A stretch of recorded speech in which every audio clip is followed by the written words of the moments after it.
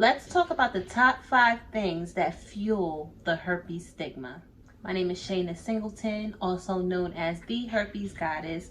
I am the founder of the Herpes Can Never movement, growing a herpes community of over 200,000. My mission is to make everyone feel uncomfortable until the herpes community can feel comfortable being open about their status and proud of their sexuality. Now let's get into it. The 5 top things that fuel the stigma.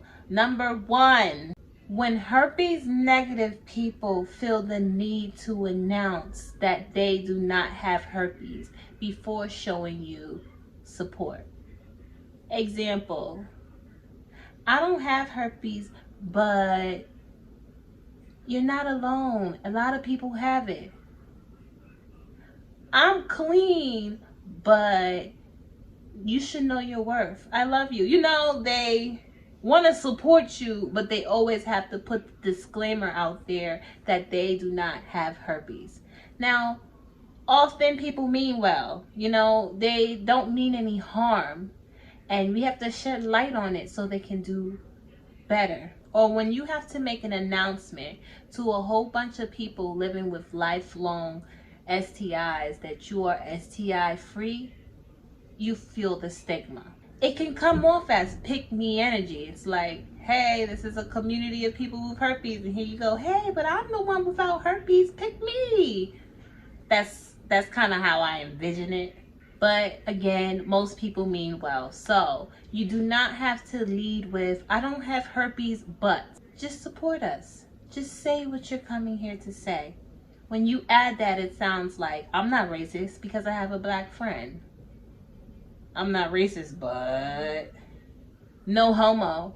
It falls along the same lines as that. Number 2, not disclosing. Yes, choosing not to disclose to your partner fuels the stigma. A lot of people within the herpes community did not have the opportunity to choose whether or not they wanted to move forward in a relationship with somebody who is herpes positive.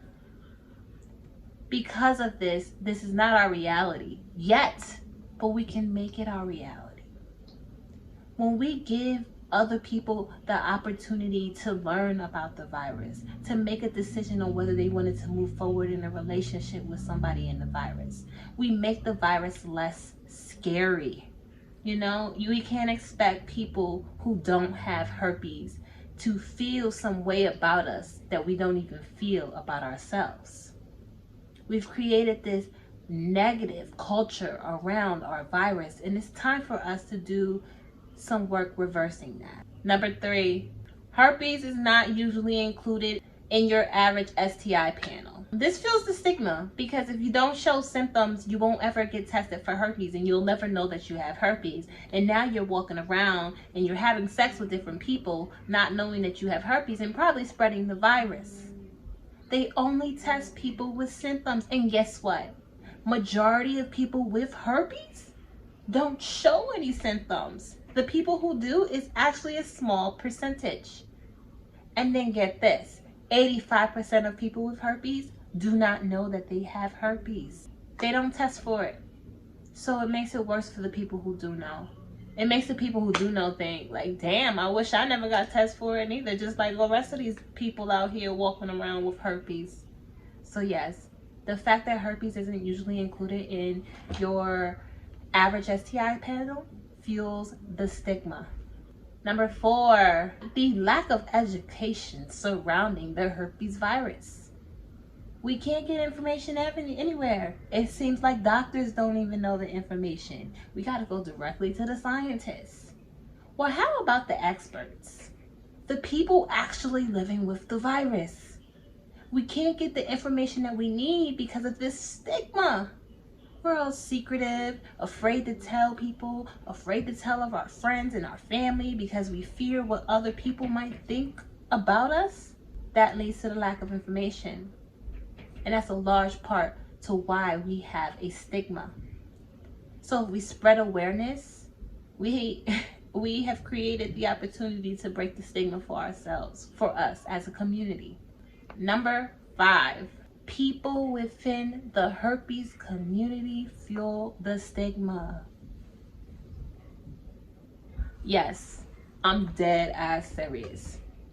In 2016, you're telling me in 2016, 80% of the world's population had some type of herpes, and yet there's a stigma? People with herpes are the majority. People without herpes are the minority. So why is there a stigma? Ooh, it's because we fuel it. You can't have majority of people with herpes feeling this way about themselves, fueling this stigma. My life is over. I can't find a relationship. I feel dirty. No one's ever gonna want me. I feel worthless, undesirable. All of those feelings, you put it out there to the universe, and now you've created this stigma, this culture around us, the ones living with the virus, and we're expecting people, the 20% of people who don't have herpes, to feel a different way about us when this is how we show up in the world. Remember, herpes cannot change your life. It is a virus. It is a skin condition. You have to do the inner work to figure out what it is. So yes, people within the herpes community fuel the stigma. Oh, and let me tell you a different way they fuel the stigma. It seems like people with lip herpes, cold sores, they feel, a lot of them feel like they have the better herpes, and they create a bigger stigma around people with genital herpes. And the only difference is where the virus lies, where your outbreaks come. So we got to let go of that too. The stigma within. Well, these are the top 5 things that I feel fuel the herpes stigma. Thank you for listening. Like, subscribe, share. Please support me. I need you. I love you. And I just want to remind you all that herpes could never. We have a private Facebook group. I will add the link for that underneath in the description box. We are on Clubhouse 5 days a week. When I say we, me and my partner Amber. You can find her here on YouTube at Watch Amber. I love you all, and remember that you are incredible. Thank you.